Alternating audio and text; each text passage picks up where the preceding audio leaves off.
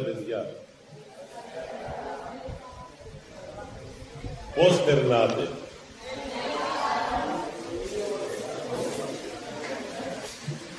Επέλεξα φέτος σαν θέμα της κατασκήνωσης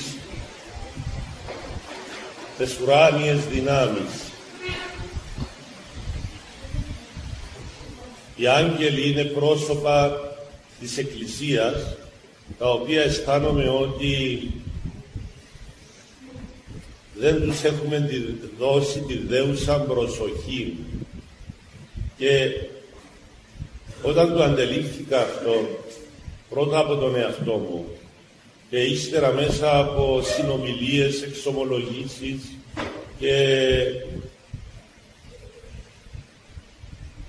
συνομιλίες με ανθρώπους εκκλησιαστικούς, λιγότερον εκκλησιαστικούς, αντελήφθηκα ότι έκαναμε ένα μεγάλο λάθος και αυτά τα όντα τα οποία δημιούργησε ο Θεός πριν από τον άνθρωπο, πριν από την ορατή δημιουργία, και είναι όντα, είναι υπάρξεις, είναι πραγματικότητες δηλαδή του ουρανού, οι οποίες όμως συνεχώς έχουν σχέση με τη γη και τους ανθρώπους και είναι η πιο σίγουρη βοηθή μας στη ζωή μας, και όπως στον πρόλογο του το σύντομο και εύστοχο ο Πάτερ Χριστόφορος είπε, θα τους έχουμε, λέει, βοηθούς μας, αντιλήπτορες μας, όπως είναι στην εκκλησιαστική γλώσσα, και σε αυτήν τη ζωή και στην άλλη τη ζωή την αιώνιο δηλαδή.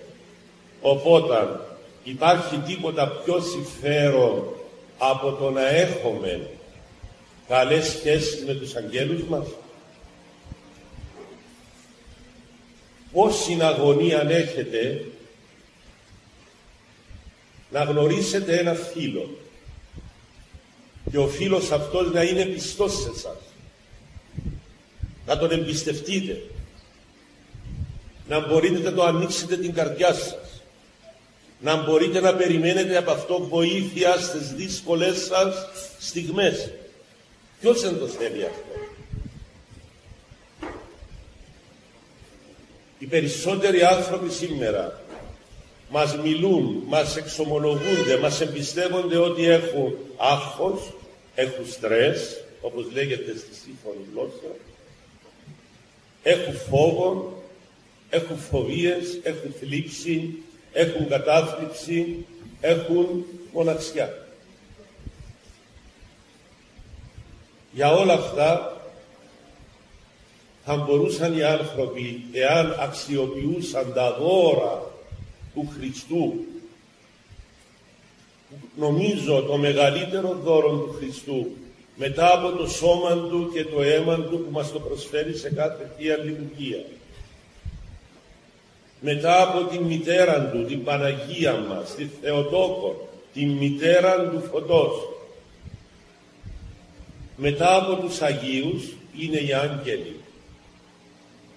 Και πολλές φορές η σχέση μας με τους αγγέλους είναι αυτή που μας οδηγεί εις τους Αγίους, εις την Παναγία, εις τον Χριστό. Είναι μια κλίμακα, είναι μια σκάλα, την οποία και κατεβαίνουν οι άγγελοι προς εμάς και ανεβαίνουμε εμείς προς τον Χριστό δια των αγγέλων. Να σας διηγηθώ τώρα μερικές στιγμές από τη δική μου ζωή που έχουν σχέση με αγγέλους. Εγώ κατάγομαι από την Πάνω Ζώδια, έναν κατεχόμενο χωριό της επαρχίας μας, της Μητροπόλεως Μόρφου. Είναι κοντά στον Αστρομερίδη, το πρώτο κατεχόμενο χωριό μετά τον Αστρομερίδη πηγαίνοντας προς τη Μόρφου. Το σπίτι μου είναι ακριβώς δίπλα από την εκκλησία του Αρχαγγέλου Μιχαήλ. Και ο πατέρας μου ήταν ο κατεξοχήν πάνω ζωχτιάτης. Η μάνα μου ήταν από την κάτω ζώδια. Και τότε έφτιζαν τα σπίτια οι άντρες. Και επειδή ο πατέρας μου έτυχε να πεθάνει η πρώτη του γυναίκα, πολύ νέα, 27 χρονών, του άφησε 2 παιδιά, μικρά ορφανά, και παντρεύτηκε μετά τη μάνα μου και την επήρε στο σπίτι της πρώτης του γυναίκας να μένει, για να του μεγαλώσει τα 2 ορφανά, και έκαμε μαζί της άλλα παιδιά, τα οποία από τα άλλα τα πολλά που έκαμε η μάνα μου έζησαν τα 4. Άρα 2 από την πρώτη γυναίκα και 4 από τη δεύτερη, είμαστε 6 παιδιά. Εγώ είμαι ο μικρός, ο πιο μικρός από όλους. Ο πατέρας μου ήταν πολύ παλαιός άνθρωπος. Δηλαδή τώρα αν ζούσε, πέθανε το 1970. Αν ζούσε, όσοι είσαστε καλοί στα μαθηματικά, υπολογίστε. Έχουμε το 1918, ο πατέρας μου γεννήθηκε το 1907. Πόσο χρόνο θα ήταν? Αψίριε, είσαι καλός στα μαθηματικά, είσαι σαν εμένα. 111 λέει ο Ραφαήλ. 109 λέει ο Δάη. 109. Λοιπόν, εν πάση περιπτώσει θα ήταν πάνω από 100. Το λέω αυτό για να δείτε οι παλαιοί Κύπροι πόση σχέση είχαν με τους αγγέλους. Και ιδιαιτέρως εμάς που ήταν η γειτονιά μας ο Αρχάγγελος Μιχαήλ, και ο πατέρας μου ήταν πολύ πιστός άνθρωπος, είχε μία συνήθεια. Ήταν τότε που άρχισαν στις περιοχές του Μόρφου να φυτεύουν περβόγια, δηλαδή πορτοκαλιές, μανταρινιές, λεμονιές. Δέντρα τα οποία θέλουν πολύ νερό. Το χειμώνα ήταν εύκολα τα πράγματα. Το καλοκαίρι λόγω της πολλής ζέστης έπρεπε να ποτίζουν οι άνθρωποι το βράδυ. Οπότε ο πατέρας μου έπρεπε και τα δικά του περβόγια, αλλά μετά λόγω ανάγκης άρχισε να παίρνει και ξένα περβόγια και να τα ποτίζει το βράδυ. Μάλιστα είχε εφεύρει και μέθοδο, επειδή ήταν πολλές οι αγρυπνίες που έκαμε, να κοιμάται όρθιος πάνω σε ένα φτιάρι ψηλό μέσα στα περβόγια.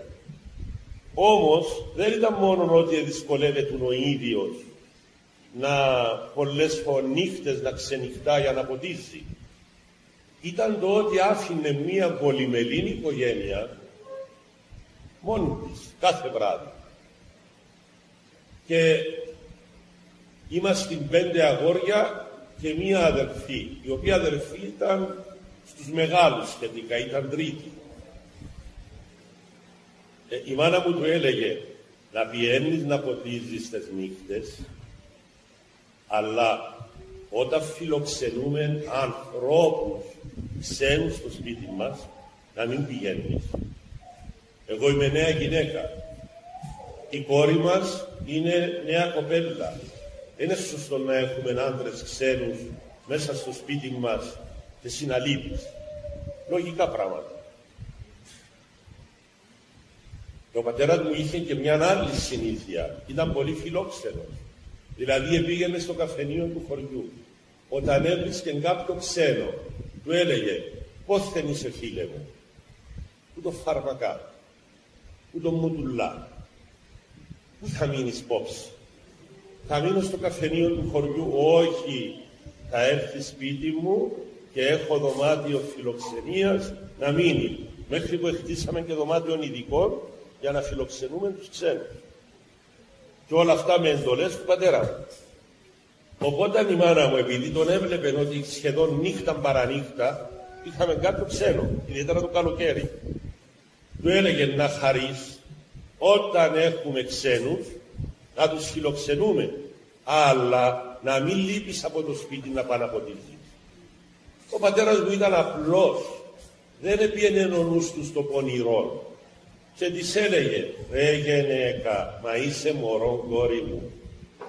Εγώ όταν φεύγω που το σπίτι φωνάζω του Αρχαγγέλου, αφού είναι γείτονας μας. Έχουμε τον πιο δυνατό γείτονα, τον Αρχάγγελο Μιχαήλ, και εσύ φοάσαι». τον κάθε ένα που ενάρθει που τα χορκά να φιλοξενηθεί σπίτι μας. Βάλω τον Αρχάγγελον και λέω του, Αρχάγγελε μου, εγώ πάω στη δουλειά μου, κατέβα από την εικόνα σου και έλα να κάνεις τη δουλειά σου, να προσέχεις το σπίτι μου. Η μάνα μου του έλεγε, έκαμε στο χέρι, και εσύ και ο Αρχάγγελος, γενέκα να μέλεσαι έτσι, ένα αμαρτία. Έκαμε η μάνα μου το σταυρό σου, είμαστε τον Κύριε, έχουμε και παιδιά ρε Νικόλα, πρέπει να προσέχουμε. Γενέκα δεν είναι εμείς που προσέχουμε τα παιδιά μας. Ενώ ο Αρχάγγελος μας που τα προσέχει τα παιδιά μας. Σκεφτείτε, αυτός ο άνθρωπος δεν ξέρει τι είναι το άγχος, τι είναι η αγωνία, εμπιστεύτηκε την οικογένεια του όλη στον Αρχάγγελο του γείτονά του, τον Αρχάγγελο Μιχαήλ, και το πίστευε αυτό με όλη του την καρδιά, με όλη του την ισχύ, με όλη του τη δύναμη. Οπότε τι κάνει ο Αρχάγγελος για να πείσει τη μάνα μου ότι αυτά που της έλεγε ο Μάστρε Νικόλας ήταν πραγματικότητα. Ένα βράδυ ζήτησε κάποιος Αρμένης να φιλοξενηθεί στο σπίτι μου. Ο Αρμένης δεν ήταν Ορθόδοξος, ήταν χριστιανός, αλλά έχουν μια δική τους εκδοχή της πίστεως. Ο πατέρας μου δεν έκανε διακρίσεις. Όπως εφιλοξενούσε τους Ορθόδοξους, εφιλοξενούσε τους Μαρονίτες, εφιλοξενούσε τους Αρμένιδες, εφιλοξενούσε τους Τουρκοκύπριους. Με τον ίδιο τρόπο. Δεν εξεχώριζε. Δεν έκανε διακρίσεις.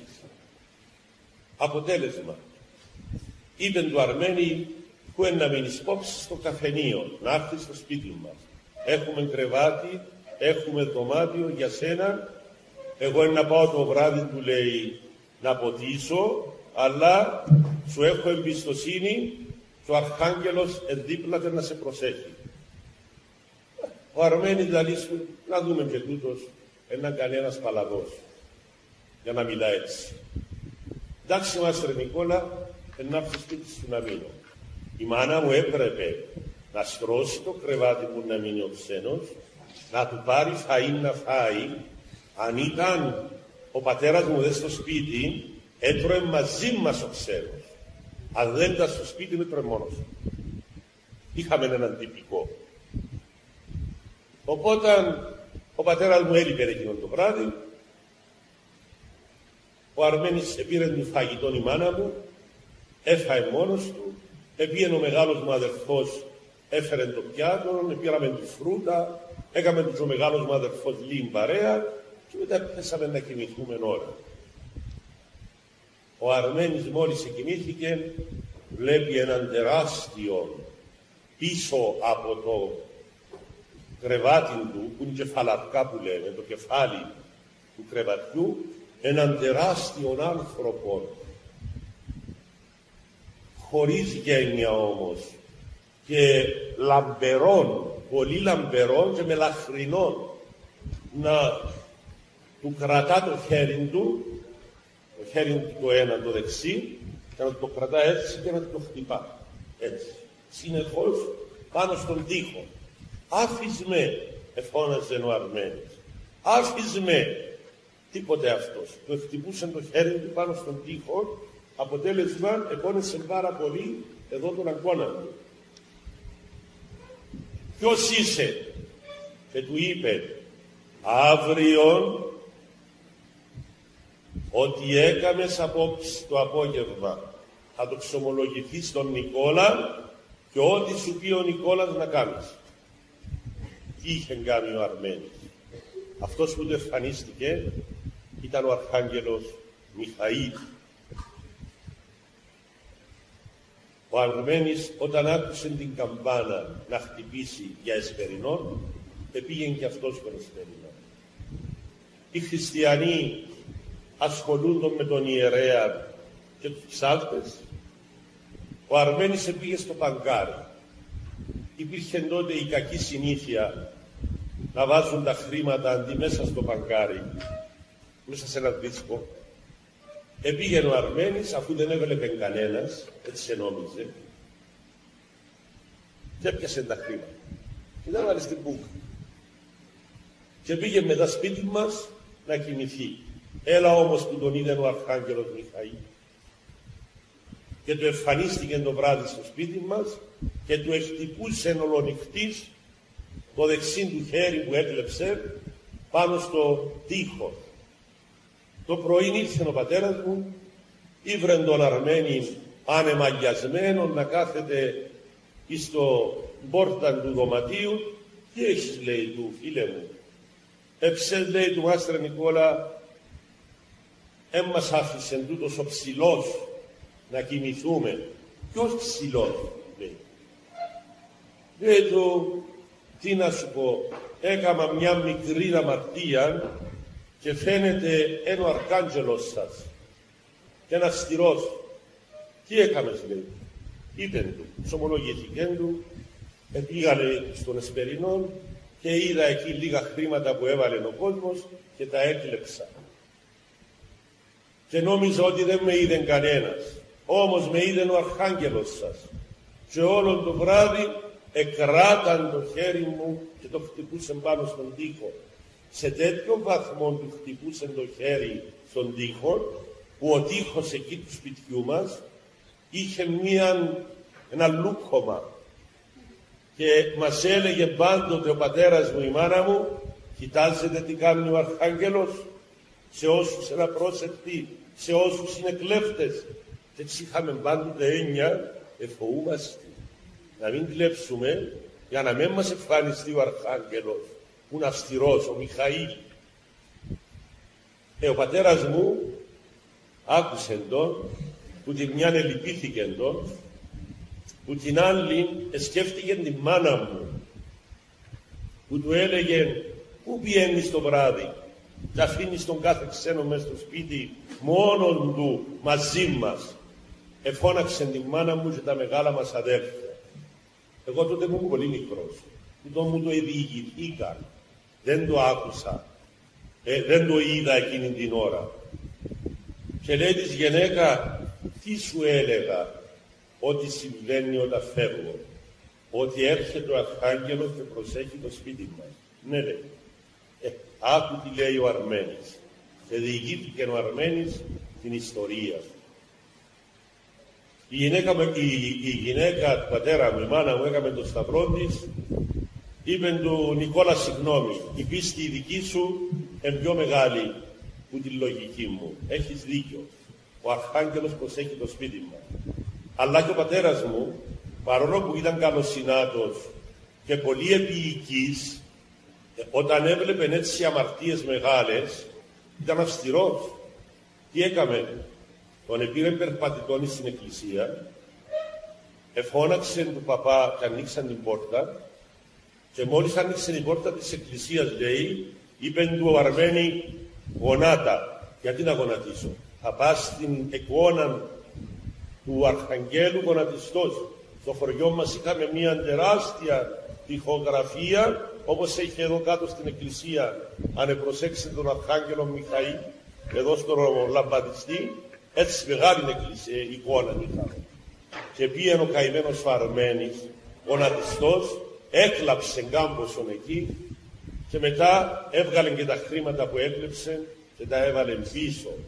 Και του έβαλε επιτίμιο ο πατέρας μου.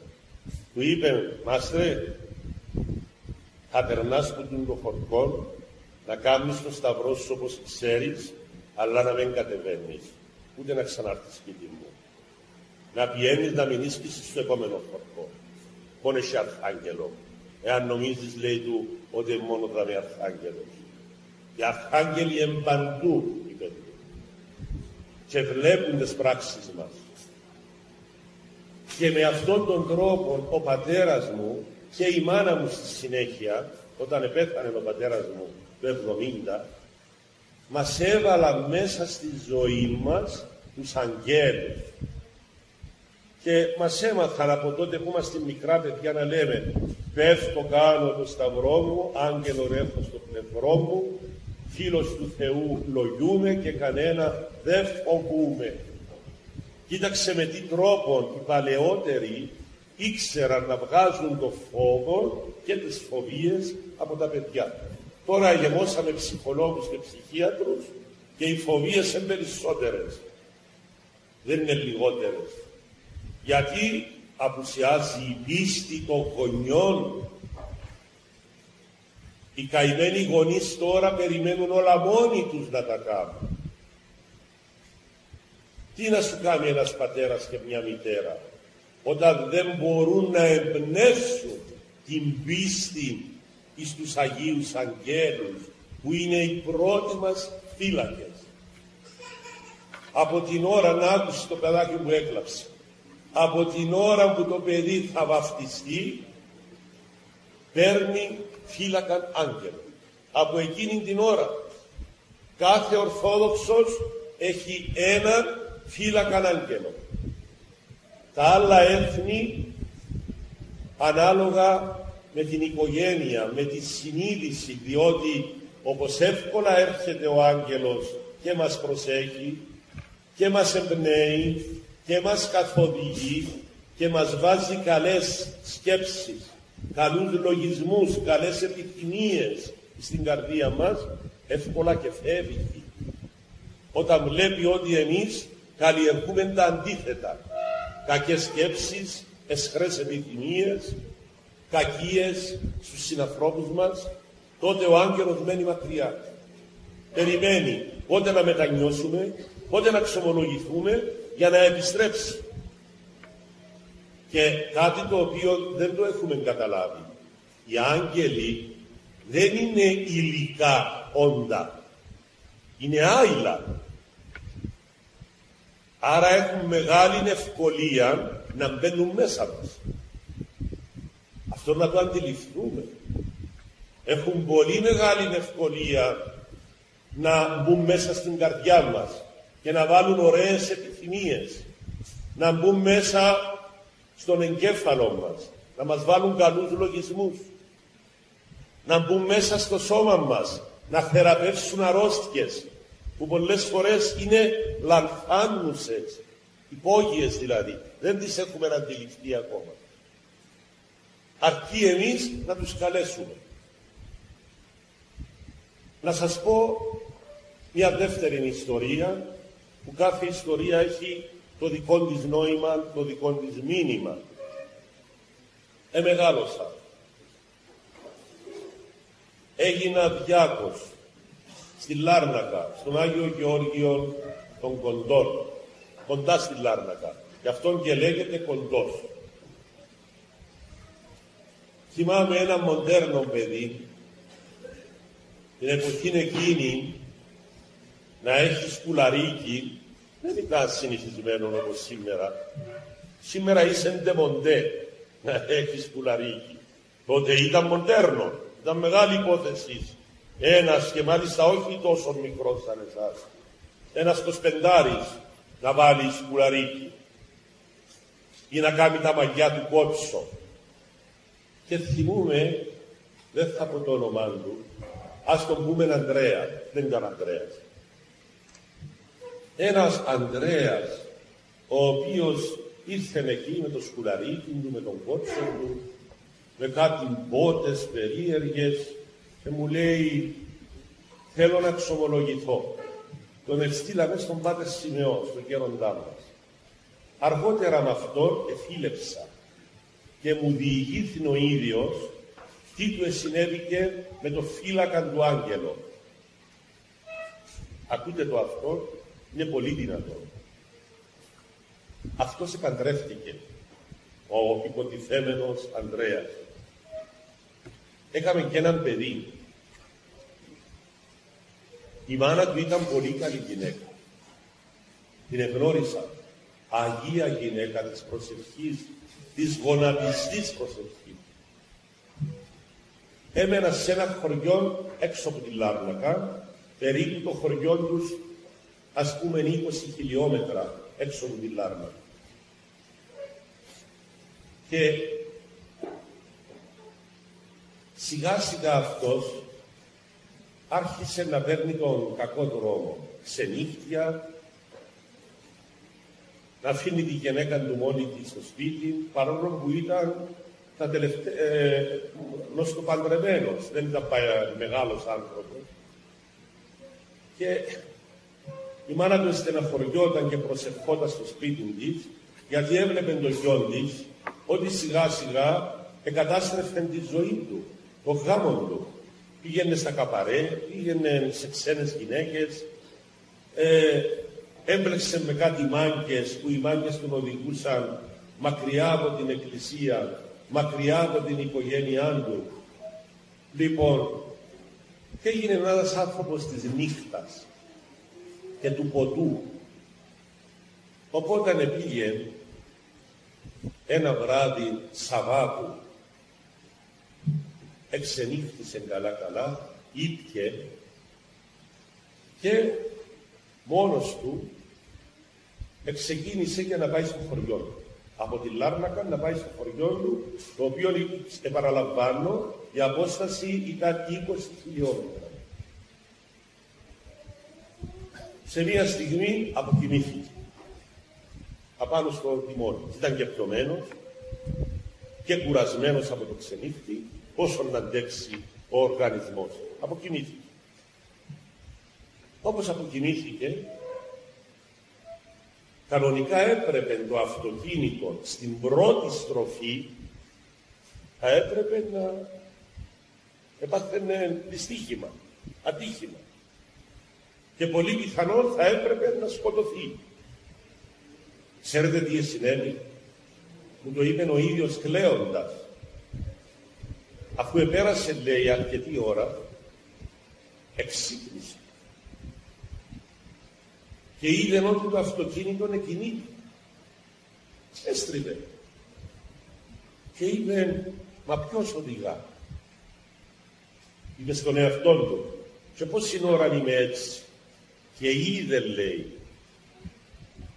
χέρια, 2 χέρια, ολοφώτινα, να κρατούν το τιμόνι. Και στις στροφές να στρίβουν, να ευθυγραμμίζουν το αυτοκίνητο στις ευθείες.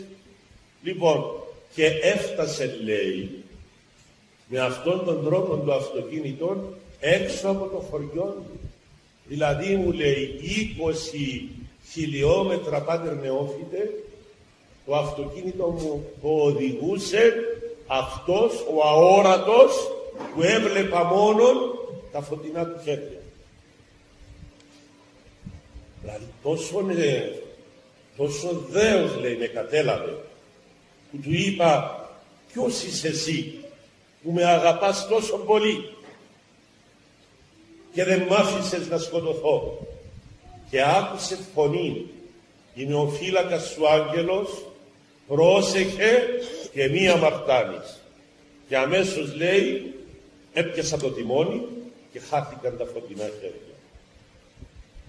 Το εντυπωσιακό τι ήταν? Ότι επήγε όχι στο σπίτι της γυναίκας του και της κόρης του. Επήγε στο σπίτι της μάνας του. Στη σύγχυσή του ή θες αποφώτιση του αγγέλου. Ανέβηκε τις σκάλες και βρήκε τη μάνα του γονατιστή να προσεύχεται. Της λέει, μάνα, τι κάμνεις? Εσύ, γέ μου, τι κάμνεις? Της, γιατί μου μιλάς έτσι? Γέ μου, του λέει, τι σου συνέβαινε? Έβαλα τα κλάματα και της είπα, μανά, το αυτοκίνητο δεν το έφερα εγώ στο χορκό. Έφερε το φύλακας μου άγγελος. Είδα τα χέρια του ολοφώτινα να οδηγούν το αυτοκίνητο.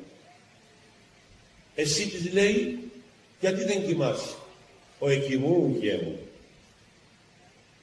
Αλλά ο άγγελος σου ήρθε και με ξύπνησε και μου είπε, Ντίνα, ξύπνα, το Ανδρέας κινδυνεύει, θέλει προσευχή. Είναι από εκείνη την ώρα είμαι γονατιστή εδώ και σε περιμένω. Ακούτε τι είναι η μάνα? Η προσευχόμενη. Πριν σας είπα για τον πατέρα μου, τον Νικόλα τον προσευχόμενο. Τώρα ακούτε μια μάνα προσευχόμενη. πόση σχέση έχει η προσευχή της με τον άγγελο και πόση δουλειά κάνει. Αυτόν το παιδί άλλαξε η ζωή. Τώρα στο χωριό του είναι πολύ καλός ποδοσφαιριστής. Μεγάλωσε βέβαια και τώρα είναι ο προπονητής του χωριού. Για ένα διάστημα ήταν ο επίτροπος του χωριού. Και έχουμε από τότε αυτήν τη θερμή φιλία και όποτε τον δω θυμάμαι αυτόν τον άνθρωπο που τον έφερε ξανά μέσα στην Εκκλησία, αυτός που του εδόθηκε ως φύλακας άγγελος την ώρα της βαπτίσεώς του. Σας τα λέω αυτά, να μην νομίζετε ότι όλα αυτά που ακούσατε αυτές τις μέρες ή που θα ακούσετε στο μέλλον είναι παραμύθια των παπάδων, είναι υπερβολές. Τι σημαίνει αυτό για μας? Έχουμε έναν άγγελο. Ήδη ακούσατε 2 περιστατικά. Να πούμε και έναν τρίτο. Είναι γνωστό ότι όταν ήμουν φοιτητής νομικής εγνώρισα μερικούς Αγίους, συγχρόνους Αγίους. Ένας από αυτούς είναι ο τελευταίος Αγιοκαταταχτής, Άγιος Ιάκωβος, ο με συγχωρείτε στην Εύβοια, με το επίθετο Τσαλίκης. Αυτός μέσα στα πολλά έβλεπε αγγέλους όταν λειτουργούσε.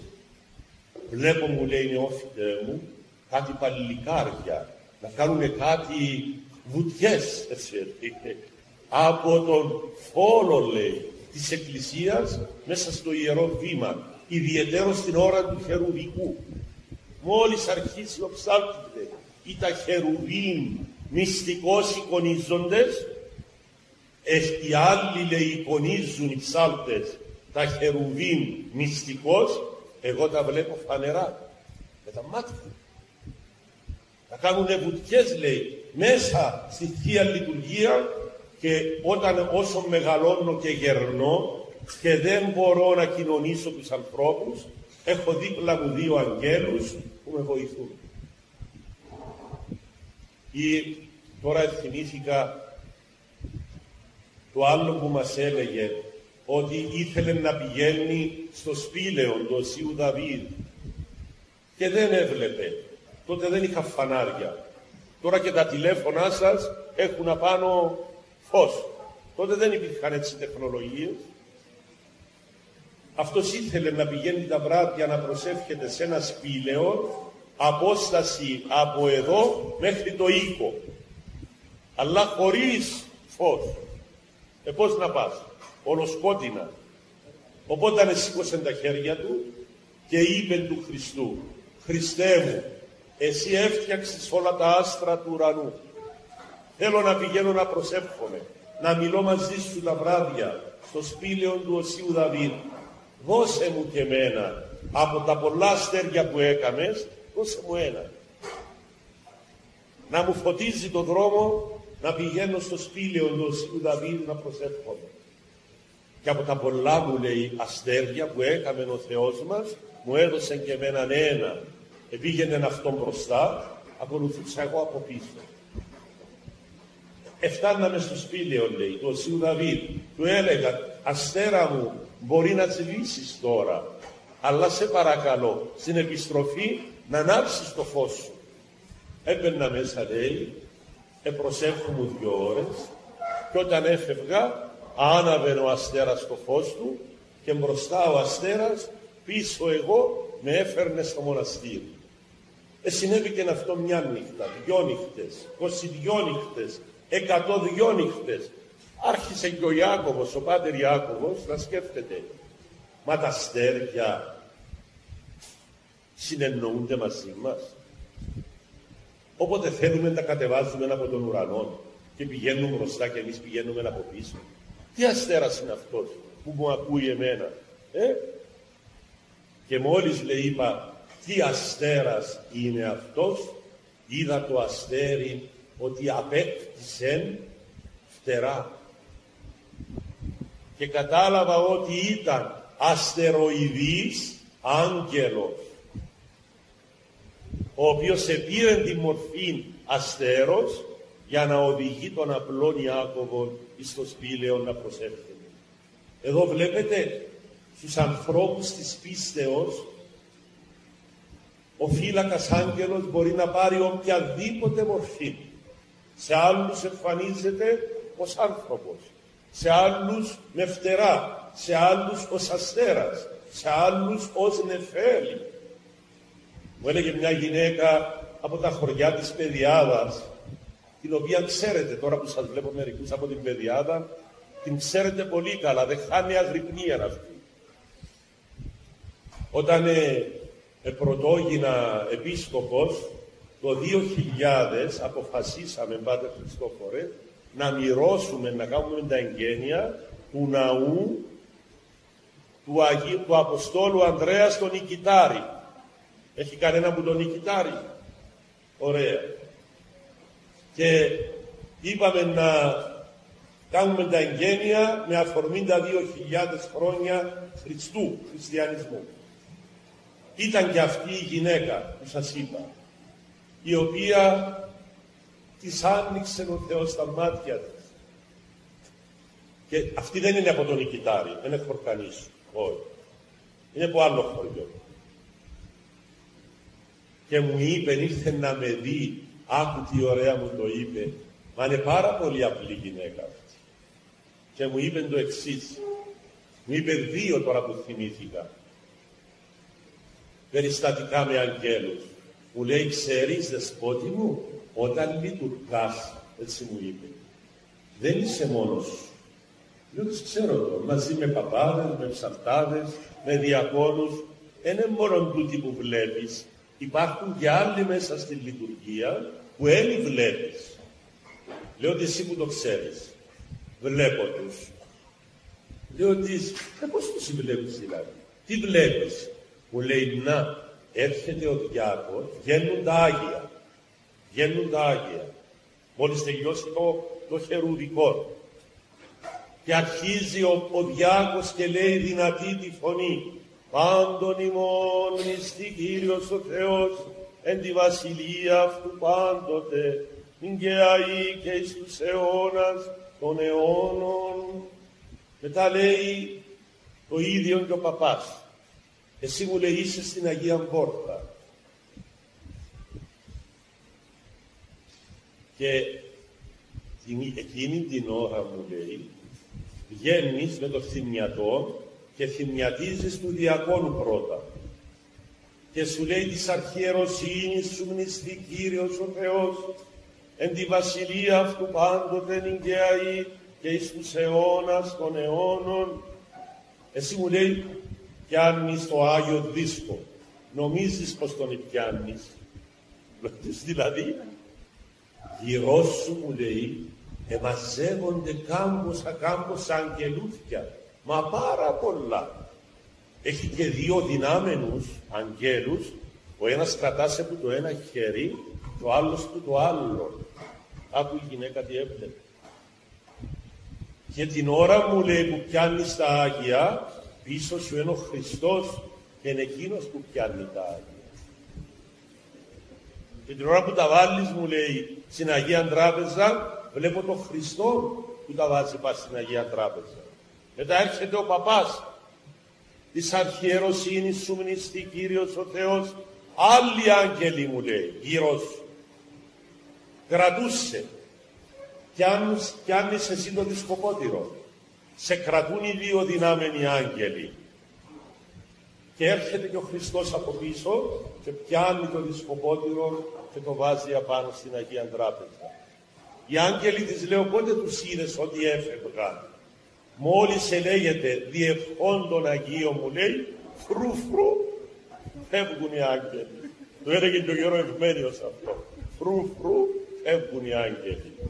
Λοιπόν, σκεφτείτε λοιπόν ότι η ζωή μας, ιδιαιτέρως η λειτουργική ζωή μας, αλλά και η καθημερινότητά μας και στις αμαρτωλές μας στιγμές ακόμα, όπως ήταν αυτό το παιδί που σας είπα στη Λάρνακα, ο άγγελος μας, έστω και ένας να προσεύχεται για μας, είναι κοντά μας. Ο άλλος έφευγε από το καπαρέ. Δεν έφευγε από αγρυπνία που σας είπα. Και ο άγγελος, για να έχει δικαίωμα να επέμβει στη ζωή του, να τον βοηθήσει, να μην σκοτωθεί που θα εκοιμόταν στο τιμόνι, έβαλε τη μάνα του να προσεύχεται. Για να έχει αυτός ο άγγελος δικαίωμα να κρατά το τιμόνι. Λοιπόν, μου έλεγε μια άλλη γυναίκα πολύ τεκνή, πάλι από τα μέρη μας. Αυτή έκαμε πολλά παιδιά. Σήμερα οι πιο πολλές γυναίκες μόλις κάνουν 2 παιδιά σταματούν. Αυτή έκαμε πολλά παιδιά και καλά παιδιά. Μου έλεγε ότι όταν γεννούσε, πάντοτε στο σπίτι, όχι σε κλινική, εξάπλωνε και έκαμνε προσευχή στο φύλακα της άγγελα. Και όταν έκαμε προσευχή στο φύλακα άγγελου, λέει, ερχόταν από πάνω της ένα φως. Την ίδια ημέρα που εγεννούσε. Που εκείνη την ημέρα η γυναίκα είναι πάρα πολύ αδύναμη και φοβισμένη. Διότι πολλές φορές η ώρα της γέννας είναι δύσκολη. Μπορεί και κάποια γυναίκα να πεθάνει εκείνη την ώρα. Λοιπόν, οπότε, παρά να χτυπάτε ξύλο, καλύτερα να κάνετε προσευχές στον άγγελο σας. Είναι πιο αποτελεσματικό. Ναι.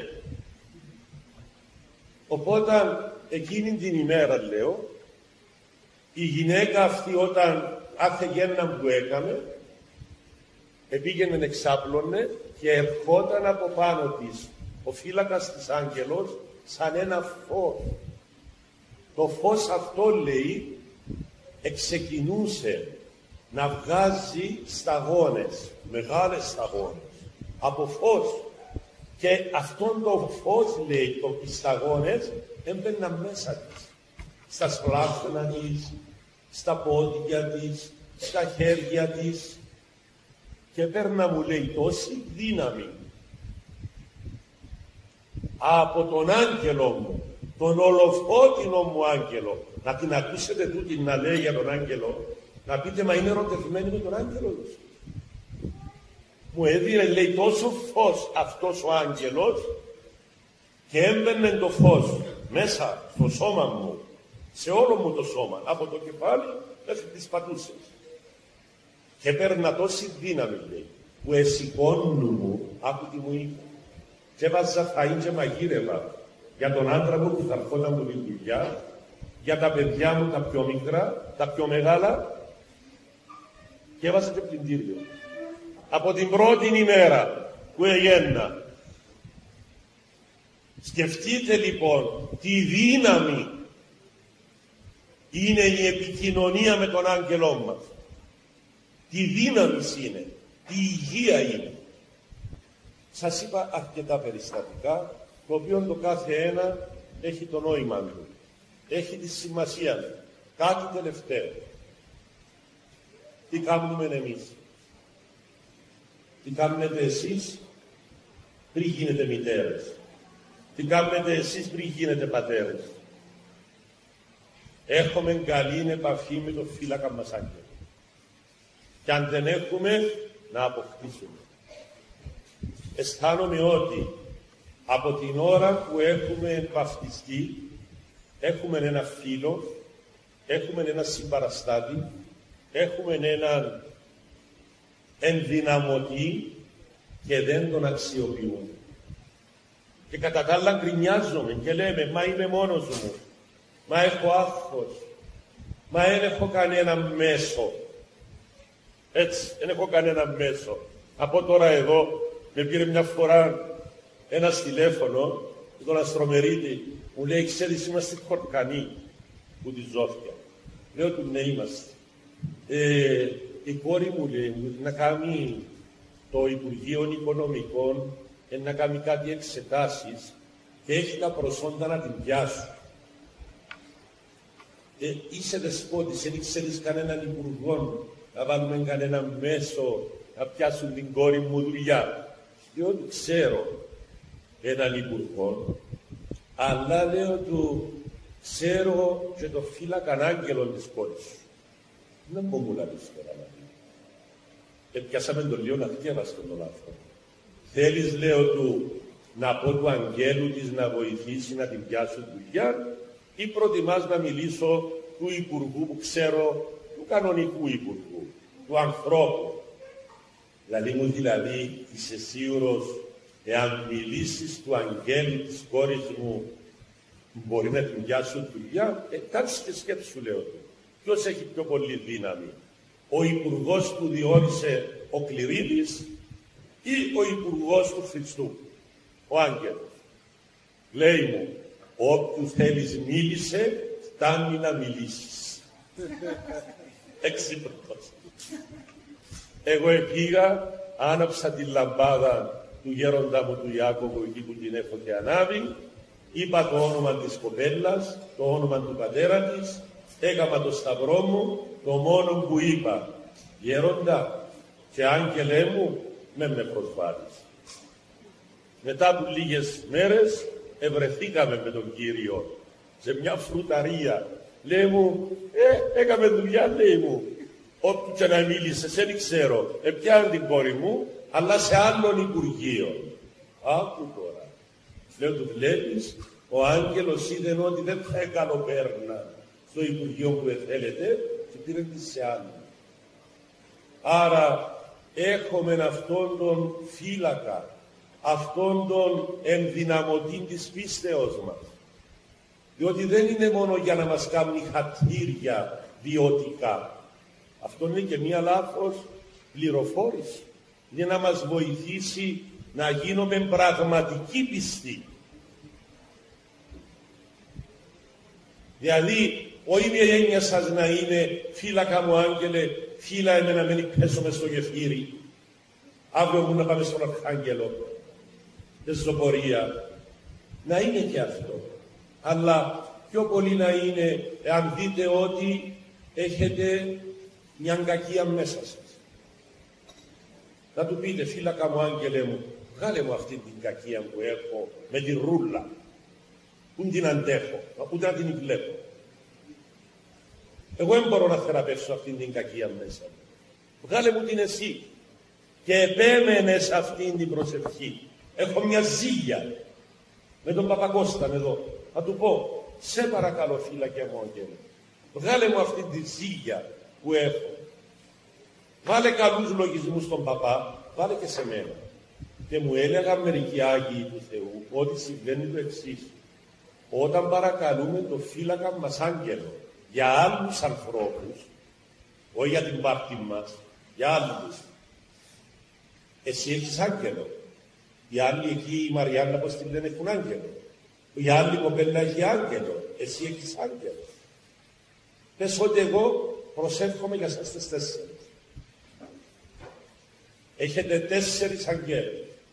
Οι άγγελοι σας, που προσεύχομαι εγώ με τα ονόματα σας, αγαπούν με εμένα.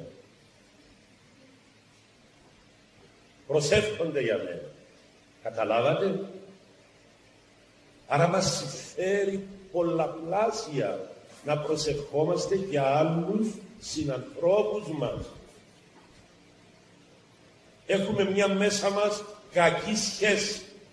Σήμερα οι περισσότεροι παντρεμένοι έχουν πρόβλημα με το γάμο τους. Σκεφτήκατε ο ένας να έλεγε του αγγέλου του, σε παρακαλώ, άγγελε μου, πήγαινε φώτη στη γυναίκα μου, αφού εγώ δεν μπορώ να της μιλήσω. Η γυναίκα να έλεγε του αγγέλου της, σε παρακαλώ άγγελε μου, πήγαινε φώτισε τον άντρα μου.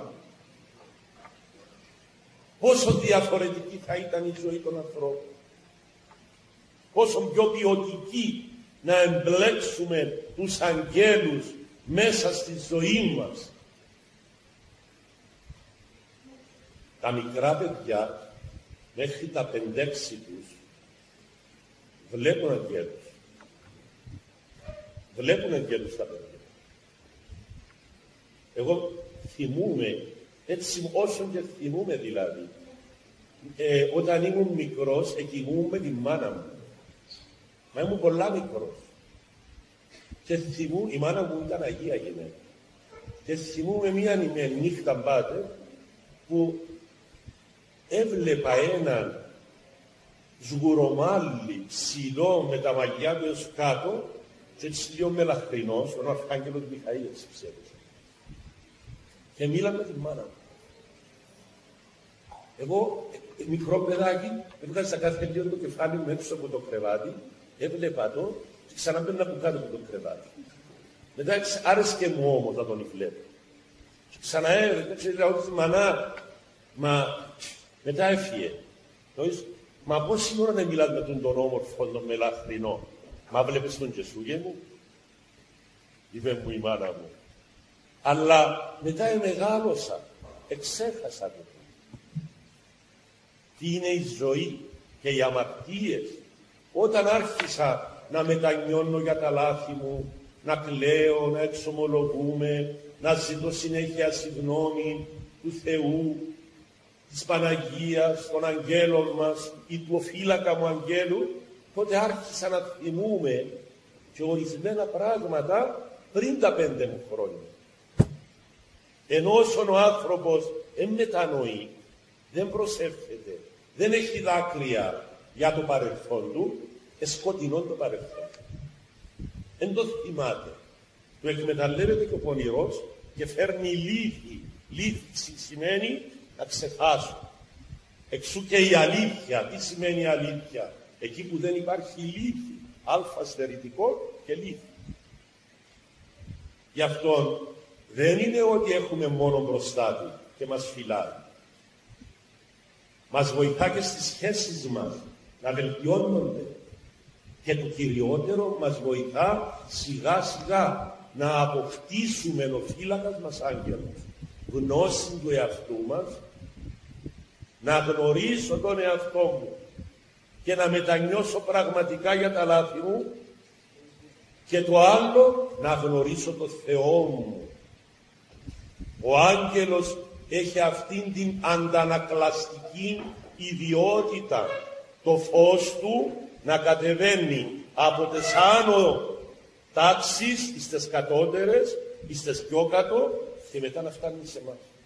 Και το φως του να είναι γνωστικό, επιγνωστικό, συνεκτικό, δημιουργικό, καθαρτικό, φωτιστικό και στο τέλος αγιαστικό. Σας είπα πολλά και μεγάλα και βαριά πράγματα. Όμως ο καθένας κατά το δοχείο της ψυχής του να κρατήσετε. Το σημαντικότερο που θέλω να κρατήσετε, καλά μου παιδιά, είναι αυτό. Να μάθετε να ανοίγετε την καρδιά σας και να μιλάτε στον πιο στενό σας φίλο, στον πιο στενό σας συγγενή, που είναι ο φύλακας σας άγγελος. Παιδιά μου, να καταλάβουμε ότι θα μεγαλώσετε, και εγώ θα μεγαλώσω κι άλλο και θα γεράσω.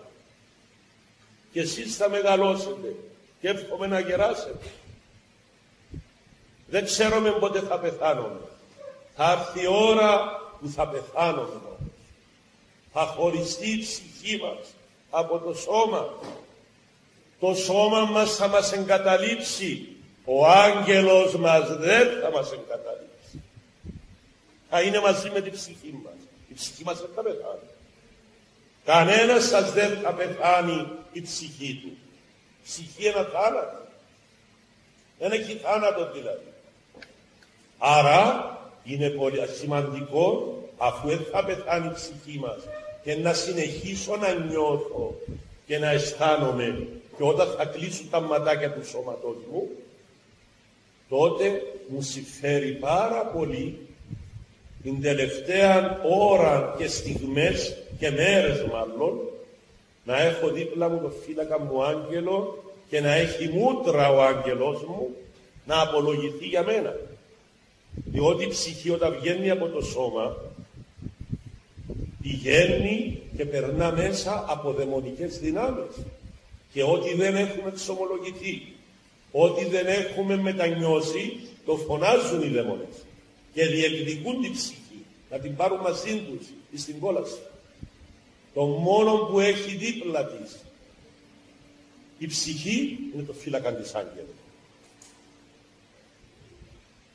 Γι' αυτό σας παρακαλώ πάρα πολύ, με τον άγγελο από τώρα να αποκτήσουμε σχέσεις. Το σώμα μας φεύγει, χάνεται, σβήνει, γίνεται χώμα, ο άγγελος δεν φεύγει. Θα πάει ενώπιον του Χριστού, αφού περάσουμε μέσα από το φως της Θεοτόκου, της μητέρας του φωτός, και ενώπιον του Χριστού, εκεί θα μας παραδώσει ο άγγελος μας, σε αυτόν που μας έπλασε, σε αυτόν που μας έφερε στη ζωή, τον Κύριον της ζωής, τον Κύριον της Αναστάσεως, τον Ιησού Χριστό. Βλέπετε, ο άγγελος είναι δίπλα μας από την ώρα της βαφτίσεως μέχρι να πάει η ψυχή μας ενώπιον του Θεού.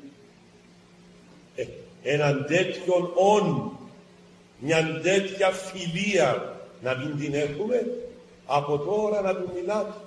Φύλακα μου άγγελε, σε παρακαλώ αυτό, μάθε με να αγαπώ, μάθε με να πιστεύω.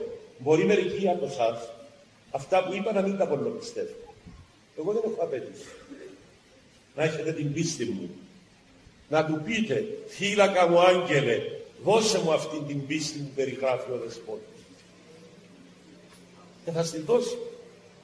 Θα σας τη δώσει.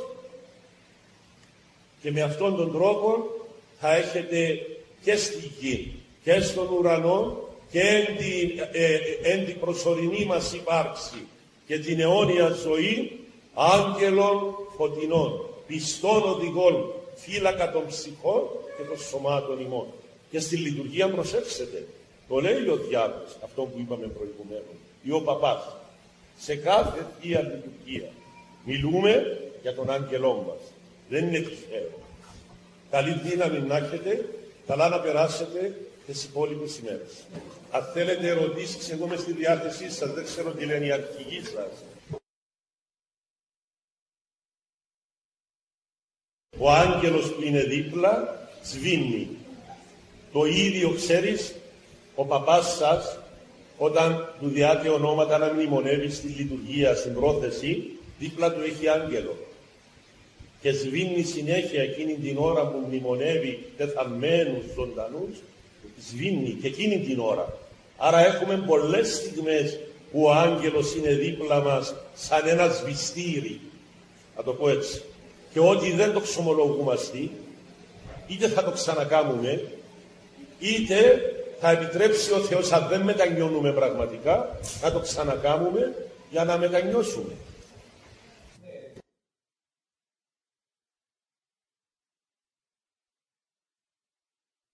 Κατά τη συνείδηση του απαντά ο Άγιος Απόστολος Παύλος στην προδρομαίους επιστολή και λέει ότι τους μεν χριστιανούς, ιδιαιτέρως εμάς τους Ορθοδόξους, που έρχομαι όλοι το πλήρωμα της αλήθειας, θα μας κρίνει αυστηρά εμάς. Γιατί γνωρίζουμε τόσα και δεν έκαναμε τίποτε ή έκαναμε ελάχιστα. Αλλά τους αλλοθρήσκους, οι οποίοι έχουν συνείδηση, όλοι έχουν συνείδηση, ξέρεις, θα τους κρίνει με τον νόμο της συνείδησεως. Ανάλογα δηλαδή τι τους έλεγε η συνείδηση τους. Ερώτημα τώρα. Όταν λέει ο Απόστολος Παύλος, θα τους κρίνει με βάση τη συνείδηση τους. Αυτοί νομίζεις όταν κάνουν κατά συνείδηση, προσελκύουν κατά τον Άγιον Ιωάννη τον Χρυσόστομο άγγελο. Ένας άθεος δηλαδή, καλοπροαίρετος άθεος, που μέσα στη θρησκεία του την άνομη και άνοστη και ψεύτικη, ακούει τη συνείδηση του και λέει να μην πω ψέματα, να μην κλέψω, να μην σκοτώσω, να μην κάνω έκτρωση το παιδί μου, έστω κι αν μου λέει ο γιατρός ότι πρέπει να το κάνω. Και αυτοί έχουν συνείδηση. Και αυτοί προσελκύουν άγγελο και μάλιστα πολύ δυνατόν άγγελο. Και έτσι δεν μένουν απροστάτευτοι. Όμως εμείς έχουμε αυτό το μεγάλο πλεονέκτημα, να τον έχουμε τον άγγελο μας πριν ακόμα ενεργοποιηθεί και η συνείδηση μας από την ώρα της βαπτίσεως μας. Έτσι. Όχι, οι άγγελοι έχουν δημιουργηθεί, Γιώκα μου, πριν από τους πλανήτες, πριν από τα αστέρια, πριν από τα φυτά, πριν από το φως. Είναι μύριοι, μυριάδες, αμέτρητοι. Ελήφκεται αγγέλους ο Θεός, δόξα τω Θεώ. Άρα υπάρχουν οι άγγελοι και κάποιος άγγελος ο οποίος πλέον δεν προσέχει μια ψυχή, διότι επέθανε ο άνθρωπος, αναλαμβάνει το νεογέννητο, το νεοβαφτισμένο μάλλον, έτσι.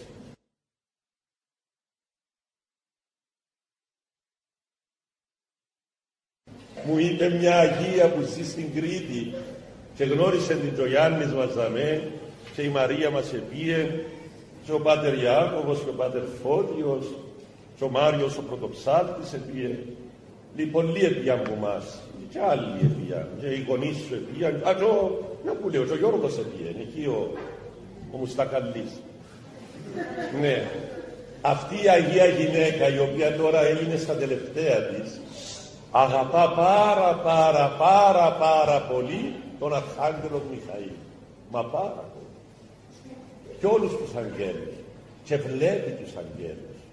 Και μου περιγράφει τον Αρχάγγελο Μιχαήλ, μου είπε ότι είναι ψηλός. Είπε μου και πόσο ύψος έχει. Θα το πω. Είναι πιο ψηλός που μένα. Είναι μελαχρινός, είπε μου. Εν αντιθέσει με τον Αρχάγγελο Γαβριήλ που είναι ξαφός.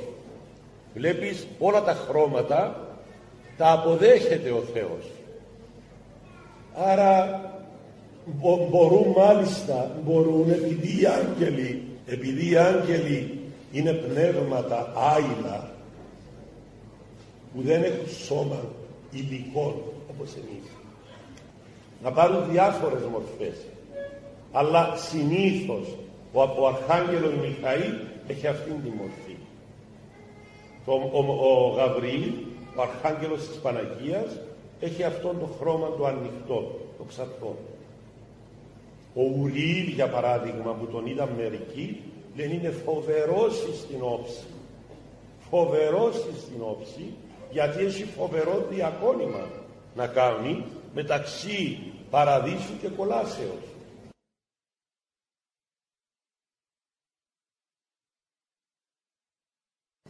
Δεν έχουν φίλον οι άγγελοι.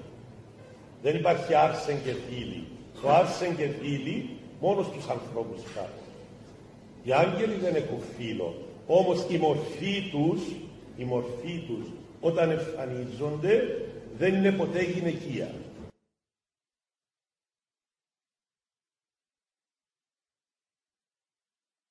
Υπάρχουν άγγελοι οι οποίοι προσέχουν, είπαμε, ανθρώπους που βαφτίστηκαν ορθόδοξα. Αυτοί έναν προσέχουν. Υπάρχουν όμως και άγγελοι, ιδιαιτέρως οι αρχάγγελοι, όχι οι ταξιάρχες, Μιχαήλ, Γαβριήλ, Ραφαήλ, Ουριήλ, όχι αυτοί. Οι αρχάγγελοι ως τάγμα. Αυτοί προσέχουν τα έθνη. Δηλαδή, το έθνος των Ελλήνων έχει ξεχωριστόν άγγελο για το έθνος, για να φωτίζει τον πρόεδρο του, να φωτίζει τις εξουσίες του έθνους. Το έθνος των Γάλλων έχει άγγελο, το έθνος των Τούρκων έχει άγγελο. Κάθε έθνος έχει τον άγγελο. Άρα αυτοί οι άγγελοι έχουν πολλούς. Ξέρεις, τελευταία μπήκε μου ένας λογισμός, μια επιθυμία, δεν ξέρω αν θα μου το κάνει χαρτίδιν ο Θεός. Θέλω να μάθω ποιος είναι ο άγγελος που προσέχει την Κύπρο. Πώς λέγεται, όλοι οι άγγελοι έχουν όνομα. Όλοι οι άγγελοι έχουν όνομα. Σκεφτείτε πόσα ονόματα υπάρχουν.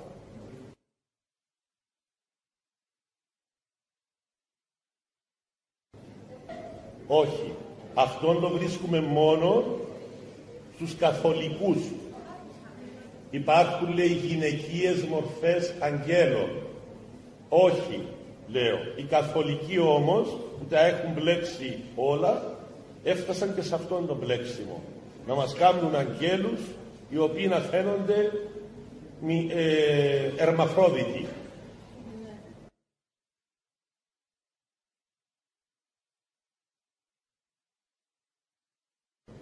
Εάν μας ακούν οι άλλοι, δείτε, μιλώ εγώ με έναν άγγελο, εάν ακούει ο Πάτερ δίπλα μου.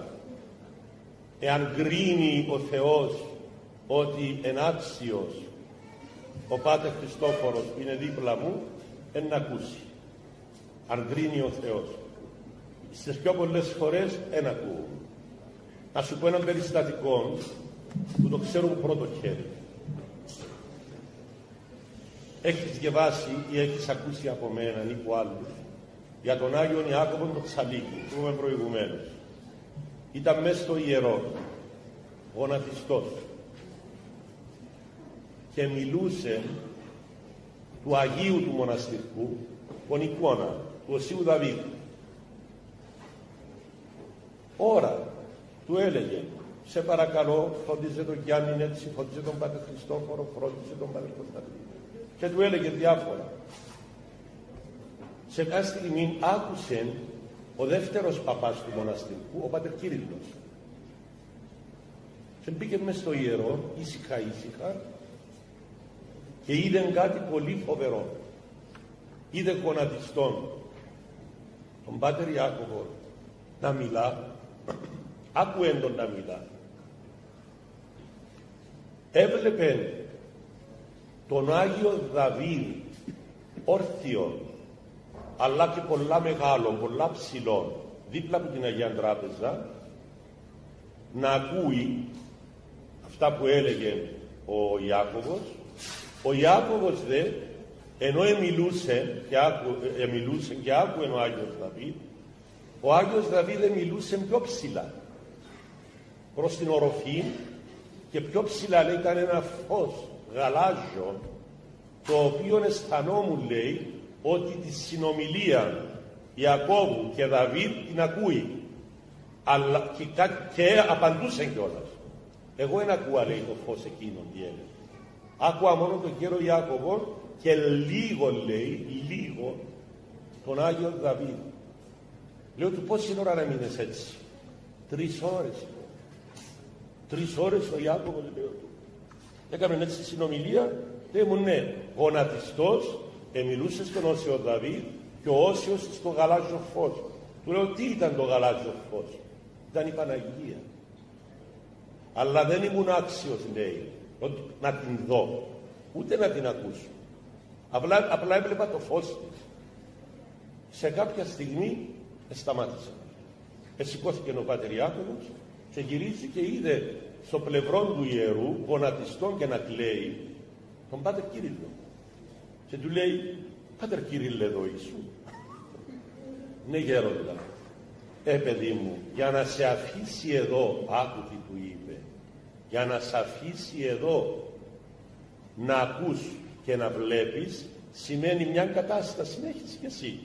Δεν μου λες τι έβλεπες ακριβώς. Του λέει, έβλεπα εσένα γονατιστόν να μιλάς και να λες προβλήματα ανθρώπων. Έβλεπα τον Όσιο Δαβίδ να ακούει και μόλις σε καταλάβαινα λίγο και να μιλά σε ένα φως γαλάζιο. Έβλεπες και το φως? Ναι, ένα φως γαλάζιο. Έβλεπες πίσω από το φως ποια ήταν? Όχι, γέροντα, ποια ήταν? Η Θεοτόκος ήταν, η μητέρα του φωτός. Έρχεται τακτικά και συνομιλούμε οι τρεις μας. Αυτό, λέει μου ο Πάτερ Κύριλλος, μια φορά το είδα εγώ στη ζωή μου. Του Ιάκωβου μπορεί να συνέβαινε κάθε μέρα, γέροντα. Φαντάσου τι μεγάλος Άγιος ήταν. Να μιλά μέσω του Οσίου Δαβίδ για την Παναγία. Έτσι. Οι Άγιοι έχουν μεγάλες εμπειρίες. Μα και είναι έτσι που γίνονται Άγιοι. Μεγάλες εμπειρίες.